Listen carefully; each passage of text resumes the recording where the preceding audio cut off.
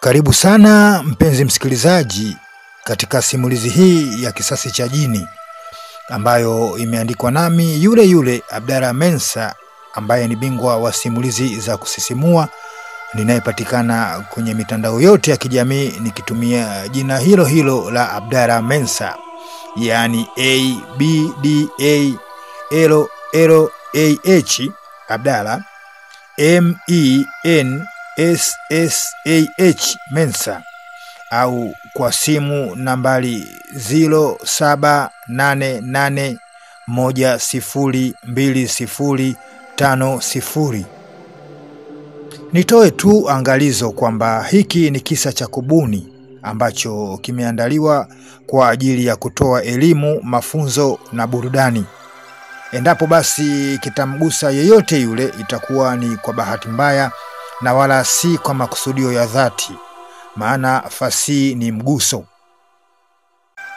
Basi sasa tuanze kupata uhondo wa simulizi hii maridhawa.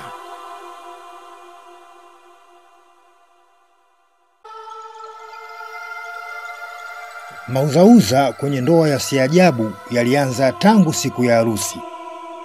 Kwanza bwana harusi alichelewa kufika.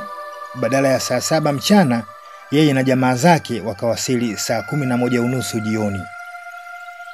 Ndoa ikapita magharibi badala ya adhuhuri, ambapo katika kipindi chote cha mchana ambacho ndugu wa upande wa biharusi walikuwa wakisubiri kupokea mume wao, mengi mazito ya kutisha na kustaajabisha zaidi yaliibuka.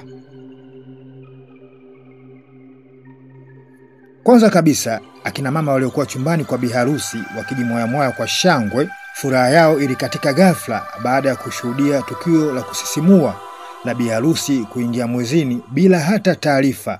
Hali alikuwa ametoka kumaliza siku zake muda mfupi tu uliopita, ambao haujatimia hata wiki moja. Baadaye, wakati bwana harusi anakaribia kufika, hali hiyo ya biharusi kuwa mwezini iliyeyuka ghafla, na biharusi hakarudi kuwa mkavu kama kigoli wa miaka 9. Pili, umeme ulikuwa umekatika tangu asubuhi katika mtaa ambao nyumba ya kina biharusi ilikuwepo.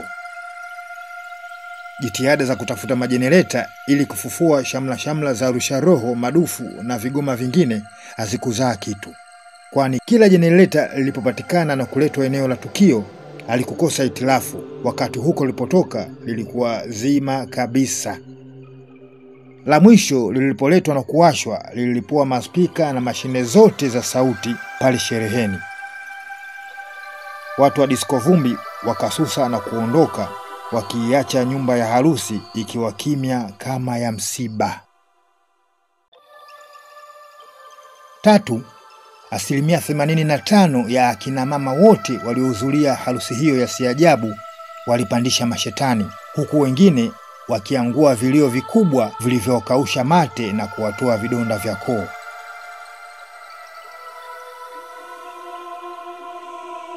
Wakati ndoa inataka kufungwa, mara baada ya wageni wa kiumeni kufika, mume alipoingia ndani kumkagua mkewe, alitoka nje mbio akibwata na kupiga kelele za kuweweseka akisema, "Yule sio mke wangu, sio si ajabu. Hapana, mmenibadilishia. Sioi. Hapana ise." Kila mtu akataharuki. Upande wa mwanaume waliwaona wakikeni ni wahuni, na wakikeni walimuona bwana harusi ni mwehu. Ilibidi zitumike busara za mshenga, mashehe, mabibi na mababu wa biharusi katika kumaliza utata, ndipo ubani ukachomwa.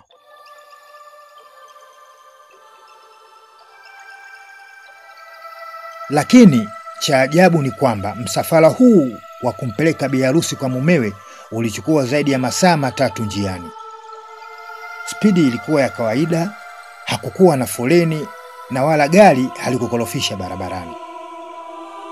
Ndani ya gari ya bwana harusi kulikuwa na watu 5 pekee, ambao ni dereva, bwana harusi, bibi harusi na wapambe wao. Ila kuna wakati bi harusi alikuwa kila akimtazama mumewe anamuona kageuka nguruwe, na bwana harusi alikuwa anamuona mkewe kafanana na mbuzi. Kwa hiyo hapo kulikuwa na mmoja alikuwa anamuona mwenzie mbuzi na mwingine nguruwe.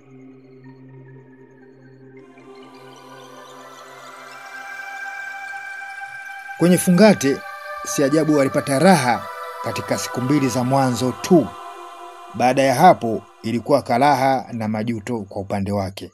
Maana mumewe aliyekuwa akiitwa Liz, ikiwa ni kifupi cha jina Rizwani, alikuwa kila siku anarudi nyumbani usiku, tena akiwa kalewa chakali au kachoka hoi.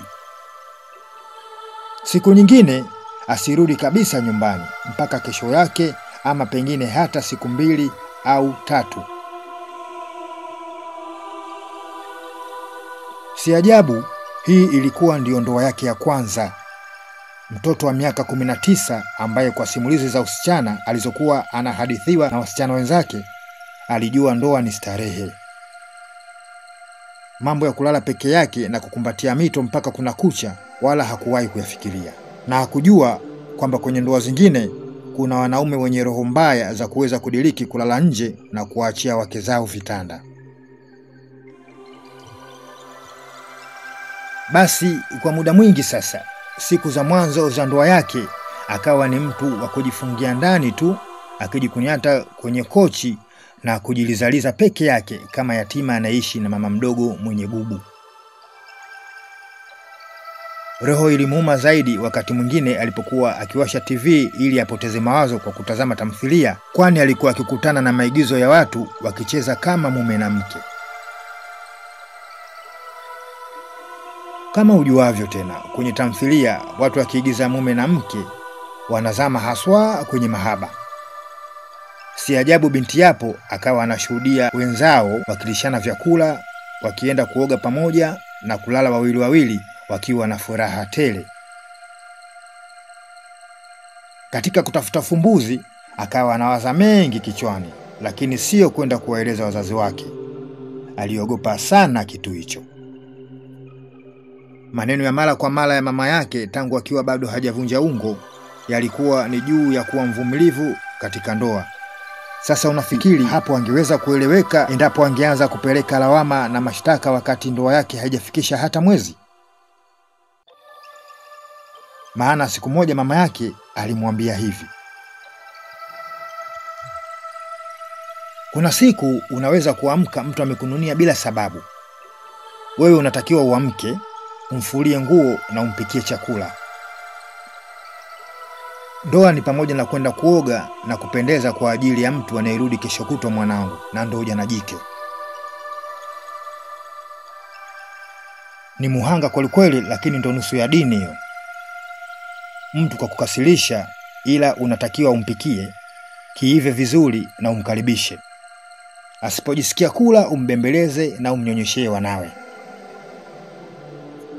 Sio eti hujajibiwa tu meseji unatoa picha yake profile ili yaone ulivyokasirika. Unakuwa kichaa saa hiyo hiyo, unachukua nyimbo za huzuni TikTok, unaposti status na emoji za machozi. Mzee yapo naye baba yake si ajabu aliwahi kumwambia maneno yanayofanana na hayo, akisema, wanaume ni viumbe wanaohitaji uvumilivu sana kuishi nao mwanangu, kwa sababu anaweza kukuacha ndani wewe mkewe aliyekuoa kwa pesa na upendo wake, mzuri mwenye shepu kama malaika, mguu kama Posh Queen na kiunofeni kumpita Sofia Meloa, akatoka nje kukifuata kinyago ambacho ukionyeshwa unaweza kuhisi kichefuchefu katapika hadi nyongo. Lakini mwanaume huyo huyo anaweza kurudi kwako mbio bila hata kufukuzwa huko, kwa ule uvumilivu tu ulionao na hali ya kuonyesha kutokumfuatilia kwa namna yoyote ile. Pengine ukashangaa anakuangukia tena kwa mali na pesa nyingi kuliko hata ile mahali aliyokutolea. Huyo ndio mwanaume.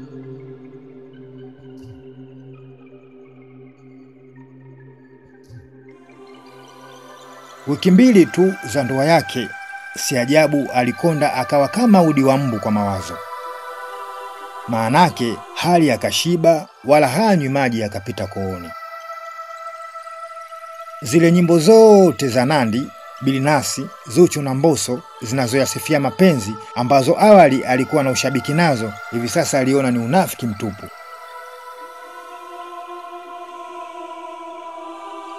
Kuna bikizee mmoja alikutana naye gengeni siku moja. Huyo bikizee alikwenda kununua papa wa kuchoma, wakati si ajabu alikuwa ameenda kununua utumbo kwa ajili ya kupika na ndizi za nazi.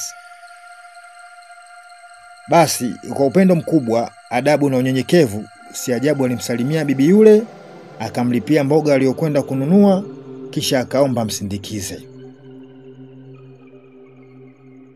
Yule bibi akakubali. Kutokana na utu uzima alionao, alishajua kuwa binti wa watu ana jambo anataka kumwambia.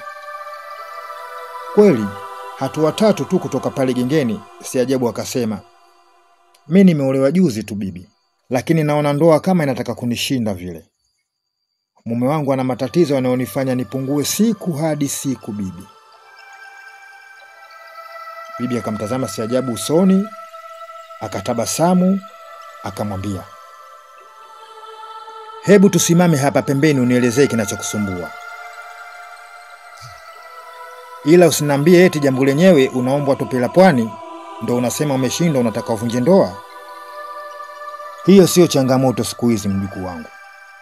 Ni fasheni duniani kote siku hizi." "Hata sio hivyo bibi." Si ajabu kabetua mabega yake. Kumbe bibi akawa makini sasa kumsikiliza. Si ajabu akaeleza yote. Akaanzia namna harusi yao ilivyokuwa ya maruerue hadi walivyofika nyumbani, na mpaka namna mume wake alivyobadilika ghafla tena kwa muda mfupi tangu afunge ndoa. "Hapa ninavyokuambia bibi, nina wiki ya 3 sasa simjui mume wangu alivyo. Maanake kurudi kwake ni usiku wa manane, kalewa au kachoka hoi. Asubuhi akiamka kachelewa, ana haraka anawahi kazini. Maji ya moto kila siku bibi, si nitapata sugu mbeleni mie." Bibi akamwonea huruma si ajabu, akamshika bega na kumwambia taratibu, "Pole sana mjukuu wangu. Umepata bahati mbaya kwa kuwa hii ni ndoa yako ya kwanza. Mambo kama hayo ya wakuti makulumbembe waliokusha kaa mbilini wakaachika wakakaa tena. Pole binti, ila mimi nitakusaidia." Je, bikizee huyu anataka kumsaidia nini si ajabu? Je, ataweza kumtoa si ajabu kwenye dimbwi la huzuni na majonzi? Akishindwa je, itakuwaje? Naomba tuwe sote katika sehemu ya pili ya kisa hiki cha kusisimua cha Kisasi cha Jini kinachoandaliwa na kuletwa kwenu nami Abdalla Mensa.